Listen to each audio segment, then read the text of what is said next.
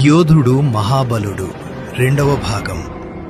20 అడుగులు గల నాగసర్పములు కాపలా కాస్తున్న గర్భగుడి దారిలో నుండి మహాబలుడు గ్రామంలోనికి దారి తెరుచుకున్నది.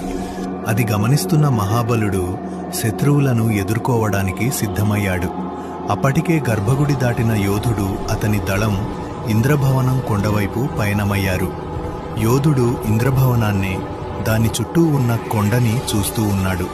కొండకు మరో పక్కన యోధుని అనుచరులు వస్తున్నారు. ఆ దారిలో ఎవరు ఊహించని విధంగా యోధునికి సమానంగా మహాబలుడు తన గుర్రం మీద అతనితో ఘర్షణకు సిద్ధమై ఇద్దరు ఇంద్రభవనం కొండవైపు ప్రయాణించారు. మహాబలుడు మరియు యోధుడు గొడవ చేస్తుండగా ఆ కొండ మీద ఉన్న ముసలి ఆమె గమనించింది. కథను కొనసాగించేందుకు ఇప్పుడే సబ్స్క్రైబ్ చేసుకోండి. మహాబలుడు యోధుడు 3వ భాగం త్వరలో.